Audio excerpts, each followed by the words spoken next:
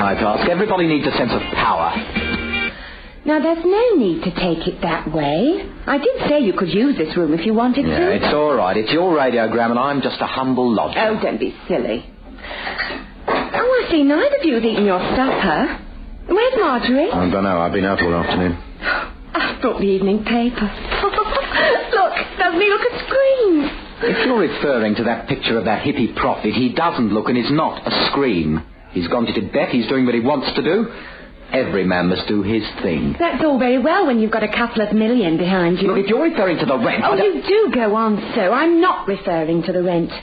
Anyway, it'd be a funny world if everybody did what they wanted to. It'd be a lot more sane than it is now. If everyone had your ideas, people could get away with murder.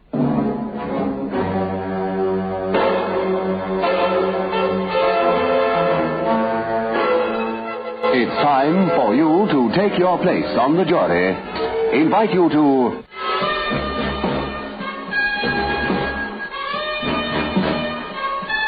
consider your verdict.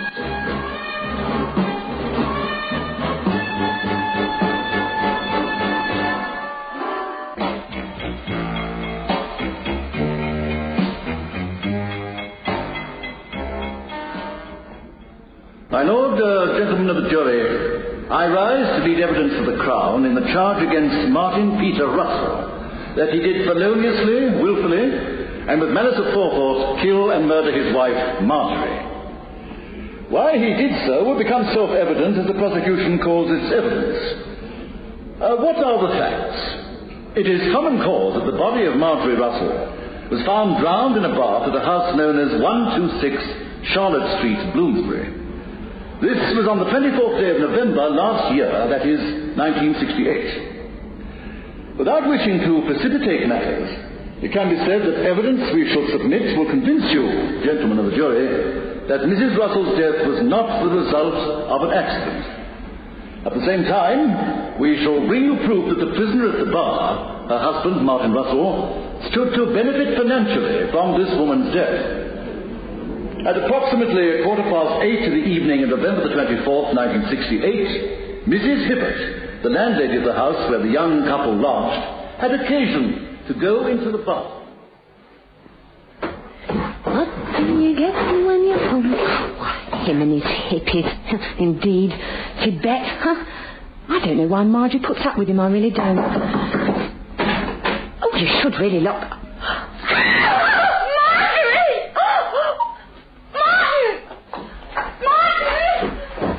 Oh, really, Iris? Do you have to make so much noise? It's Marjorie. She's lying in the bath. She's fainted or something. Yeah, she's pretending. And please don't interrupt my reading. Oh, you always hooked out the most callous swine I've ever met.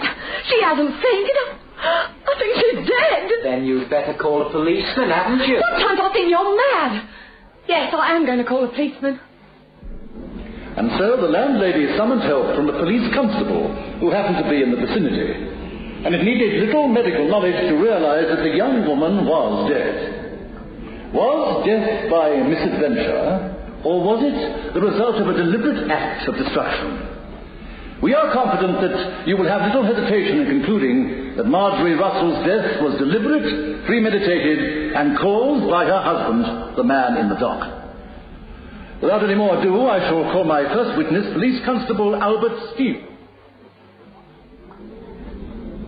Constable Steele, I have here the occurrence book for Bloomsbury Police Station, in which you state that you were summoned to a drowning case at 126 Charlotte Street, Bloomsbury. That is so, sir. Yes. Will you tell the court about this, please? Certainly, sir.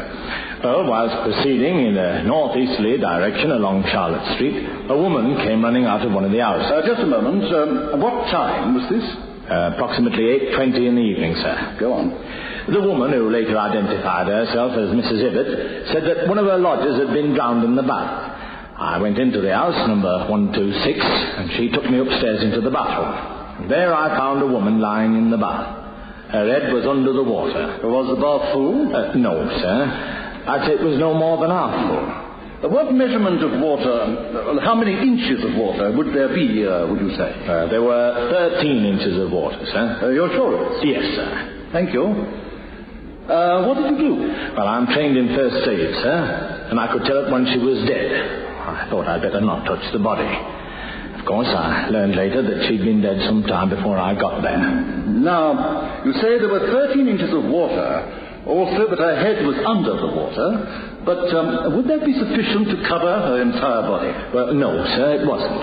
The poor young lady's legs were sticking out of the bath at the other end. You see, sir, it was rather a small bath. I see. You were able to identify the deceased woman? Oh, yes, sir. The landlady told me she was a Mrs. Russell. I asked if she was married, and the landlady said yes. Her husband was downstairs in the living room. In the living room, you say? Yes, sir. As I was questioning the landlady, I heard someone playing a record. I was told that was the husband. Did you not think it strange that Russell should be playing a record while his wife lay drowned in the bath? No, not at first, sir. I thought he might be sort of so upset as to console himself with the music. Did subsequent events confirm you in that belief? No, sir. I went down to the living room.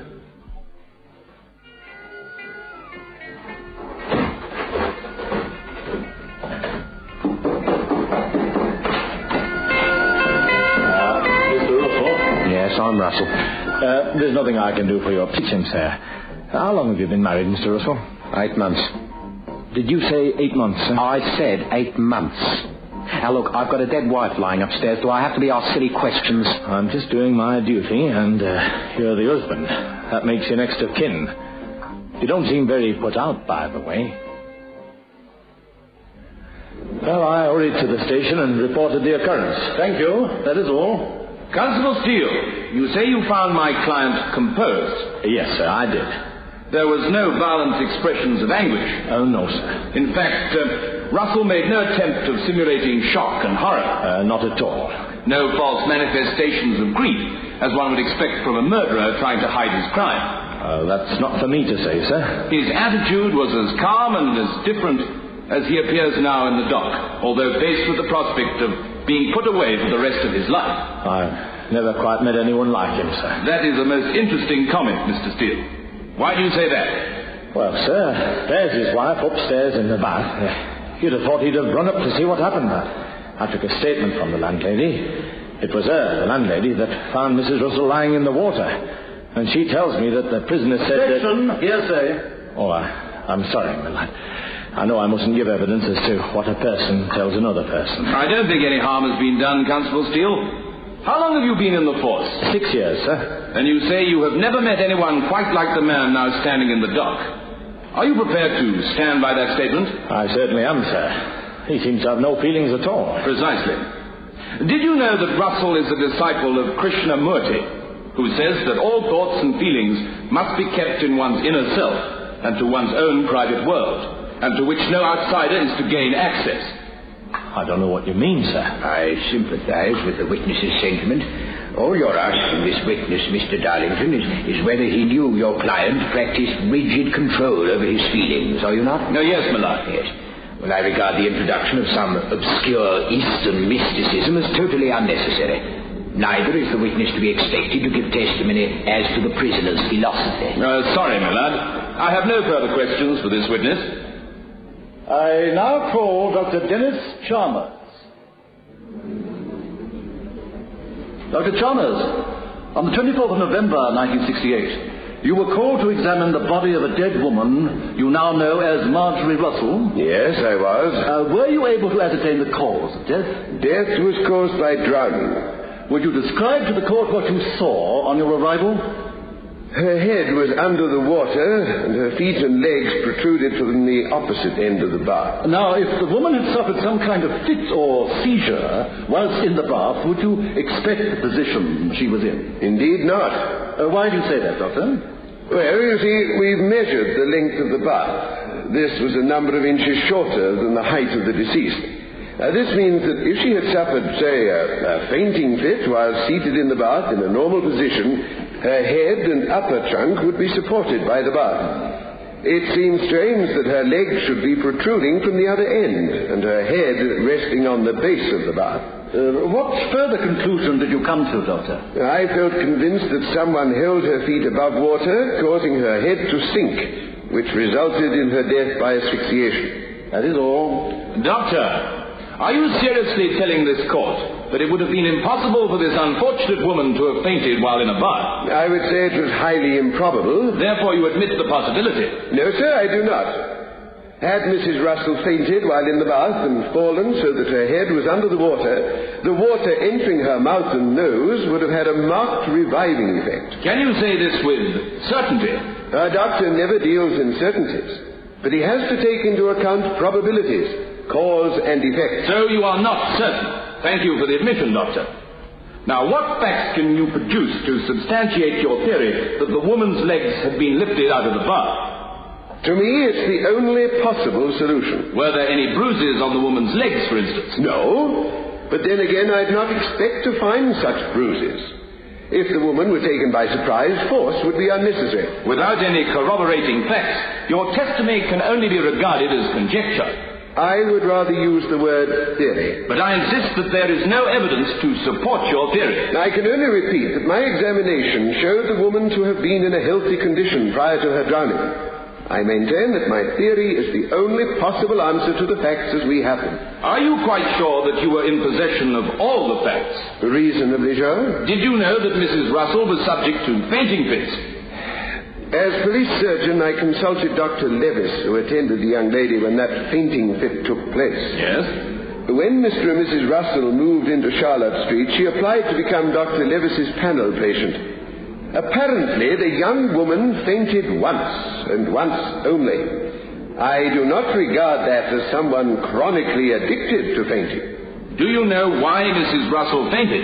I am given to understand that she went without food for 2 days. A number of people have been without food for 2 days without becoming unconscious. Since you examined the body, would you not agree that Mrs. Russell appeared to be of delicate physique? I didn't know her when she was alive, but I'm prepared to accept that. You realize, Doctor, that your evidence is of paramount importance. It is you who has put forward the theory. Notice I use the word theory and not conjecture. That someone had lifted the woman's legs out of the bath. Could you, knowing the possible consequences of making such a statement, and I ask again, could you repeat that?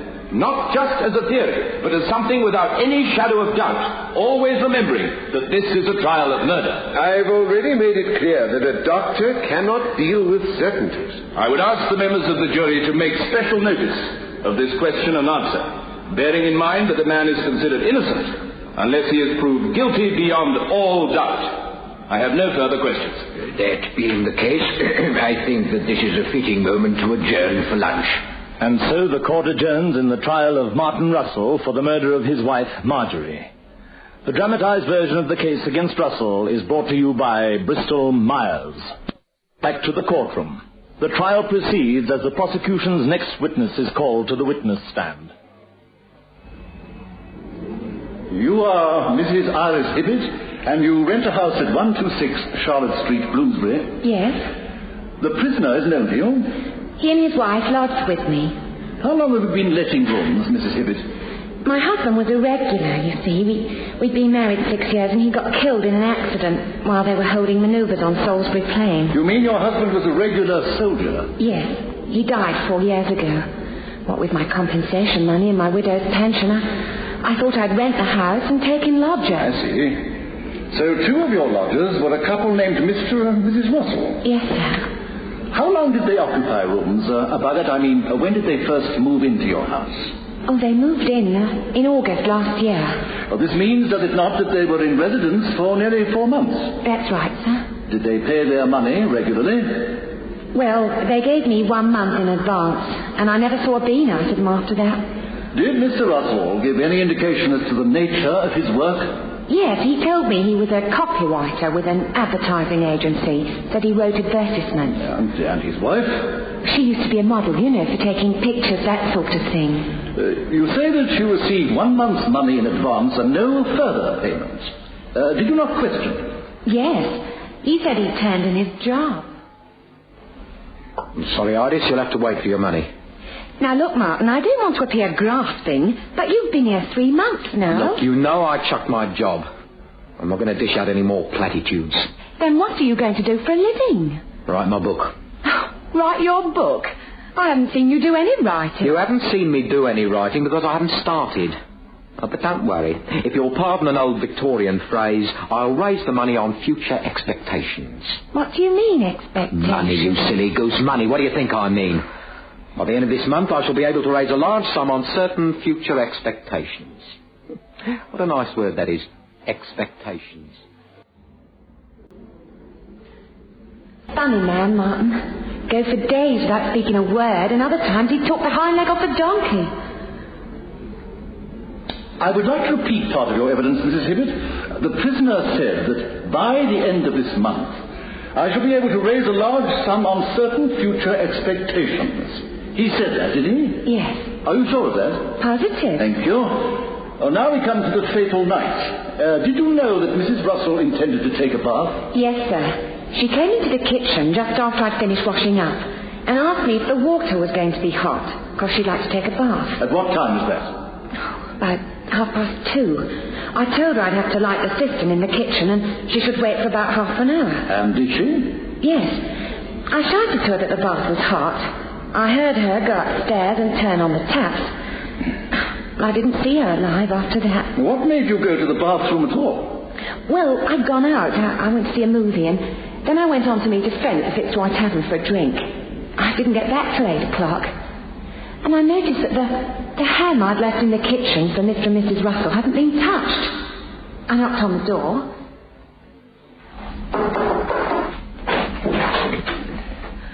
I see you've not had your supper. Oh, I'm not hungry. But what about Marjorie? She's not eaten anything either. No, I don't know. I've just come in. I haven't seen her. Where is she? Funny. I didn't know she was going out.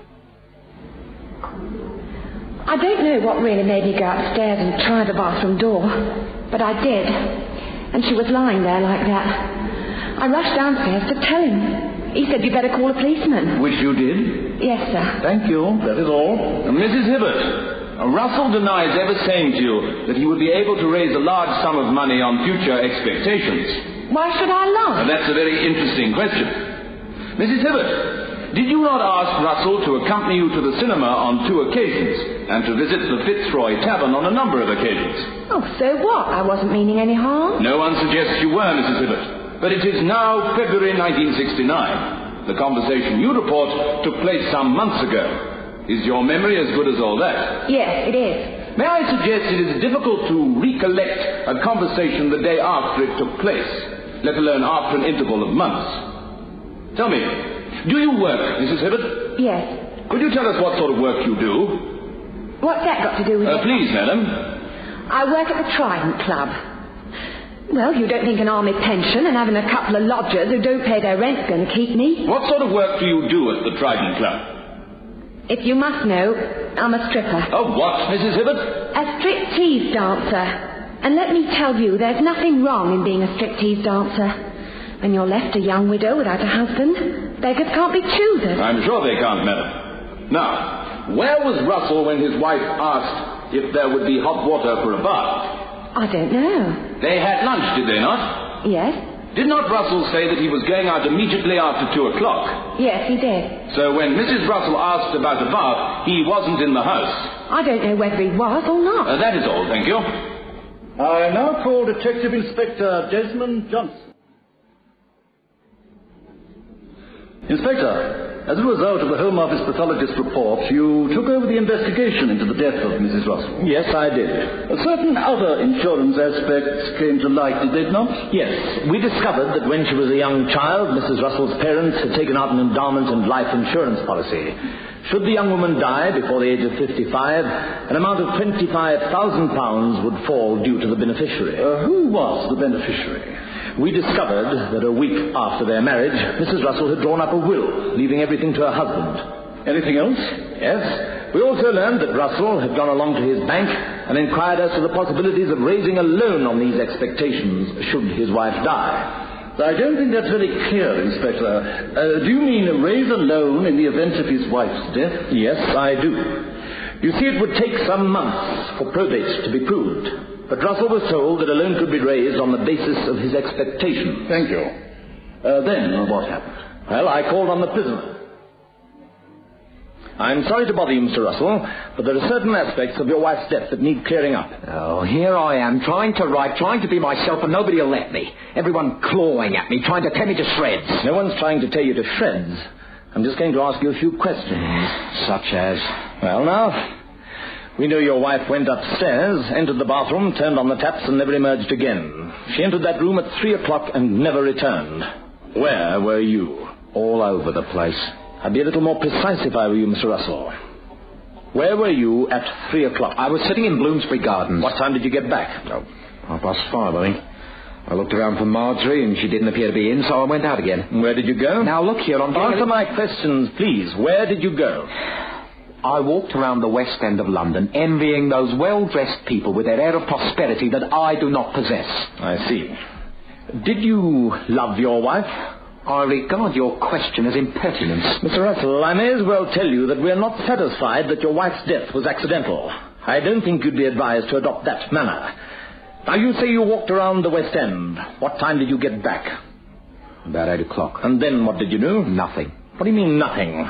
Didn't you wonder where your wife was? Oh, why should I? I wasn't expecting anything tragic to happen. Mr. Russell, what precisely did you do when you got home? Did you have some food? I went and played some records. Didn't you think to go to the bathroom to look for your wife? That is a very silly question, Inspector. I had no inkling that anything was wrong. Silly or not, Mr. Russell, I'm arresting you under suspicion, and I caution you that anything you now say will be taken down. I took him inside, and he was duly charged. Thank you, that is all. Have you been able to disprove my client's statement that he was sitting in Bloomsbury Gardens, and that later he walked around the West End? I don't see how that would be possible. Have you been able to find anyone who would be able to testify that he had been at a place other than which he says he was? If he was in the house all the time, and no one would have seen him, would they? Nonsense, Inspector. There's a baker who calls every day, a milkman. Letters are delivered. Had Russell been in the house all that time, somebody would have seen him. Why should they? The bread, the milk, the letters are left either outside or in the passageway. What is your impression of Russell? Would you regard him as intelligent? Yes, I would.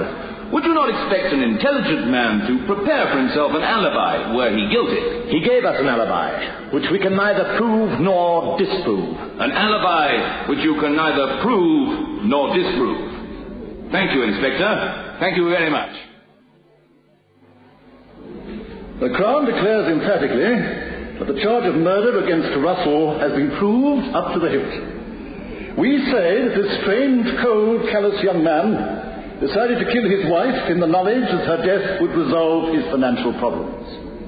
We say that he knew that the landlady would be visiting the cinema that afternoon, and he took advantage of her absence to drown his unfortunate victim.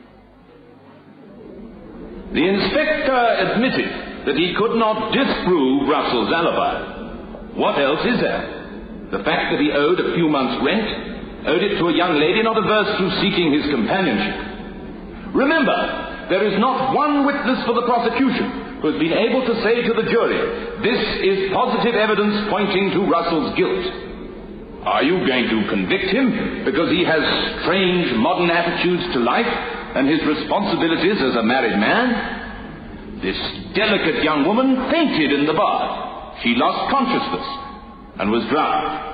And the prosecution can try to turn these simple facts upside down. But you should not let their attempts cause an innocent man and a bereaved husband to suffer further. Well, you have heard all the evidence.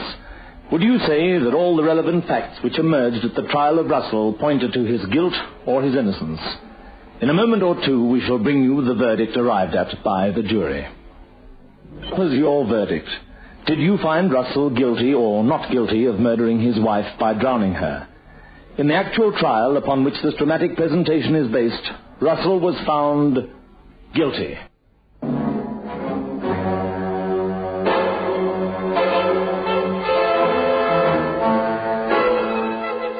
Hope you enjoyed tonight's presentation of Consider Your Verdict, produced by Michael Silver.